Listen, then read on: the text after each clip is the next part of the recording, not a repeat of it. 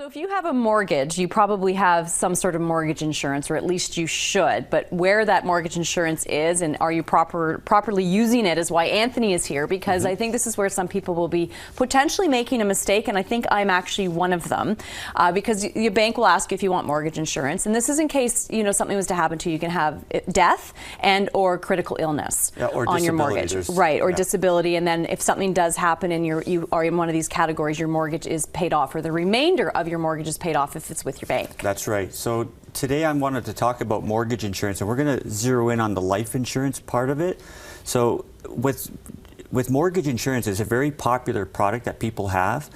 But the reason why it's so popular is not because it's the best product out there, but it's because it's the only one that's being offered at the time that you're signing your mortgage documents. Right. So naturally people want to insure this big burden of a mortgage, but to go about insuring it, there's more than one way, and they just don't have those options available to them at the time of signing. At the time they're signing with the bank. Yeah, so what are you our can options? replace that mortgage insurance. There's no penalties to replace it. You just have to qualify medically for new life insurance elsewhere. So I'm going to walk you through three basic parts of mortgage insurance versus alternative, which is term insurance. Okay. So we'll talk about the premium cost. With mortgage insurance, you have only one option available to you. You can either kind of select it or not. Right. It's a take it or leave it option. Where with term insurance, you can shop around and you have competition of all the insurance companies providing term insurance, so you can use competition to your advantage and get much cheaper prices.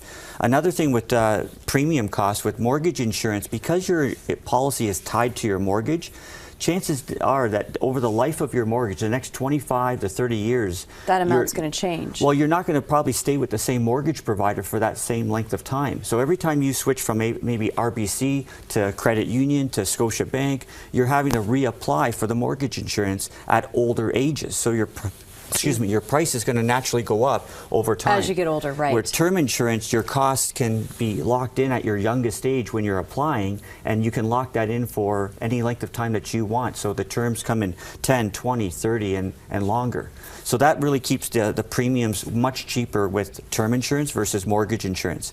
Another downfall of mortgage insurance is that the coverage, how the coverage works is your coverage is equal to your mortgage balance. Right. So every time you make a mortgage payment, you're slowly your eliminating, policy is you're reducing less. your coverage, on the mortgage insurance side. Where term insurance, you start out with whatever policy you take out for coverage, it always stays that same amount. So if it was $300,000, it's $300,000 compared to if you only have $25,000 left on your mortgage when something happens, they're only paying out $25,000. Exactly. Yeah, and that's the big one there that I think you don't think about. Yeah, this graphic shows an obvious, like that could potentially cost buying mortgage insurance. If something were to happen unexpectedly, that decision of owning mortgage insurance could cost your family hundreds of thousands of dollars. If you pass away after you've paid so much of your mortgage down, that's all that they're going to pay out. So you can have term insurance which always pays out the same amount for the life of your policy.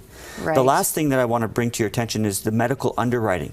It's not money that buys life insurance, it's your good health. So you have to be insurable. And when you apply for insurance, they go through a medical underwriting process before they approve you. If you get approved, that's great, you're approved. But if you have to keep reapplying in the future, then you have to make sure your health is always going to make sure that you're eligible. And regardless, even as you get older, even if your health is good, the rate goes up. Yeah, you're facing older is going to cause the rate to go up, but also you kind of gamble with your insurability that your health might not be always going to be in tip-top shape as you get older. Yeah, so with this, taking a look at it overall, you're better off to do a term insurance policy than you are to have a mortgage insurance. And again, most people aren't picking that just because it's not made available well, to and you them. don't, like you're thinking, oh, I'm protecting myself for my mortgage, so you're just thinking mortgage, but term insurance is doing the exact same thing because it's going to pay out enough money to pay off that mortgage if anything was to happen. Linda, you should come work with me. Well, you teach me well, though, Anthony. I'm learning from you. This is what it's all about, and that's why I love it, because you make it so simple for people to understand. So thanks so much. There you go. If you're looking, if you've got mortgage insurance, you might want to take a look at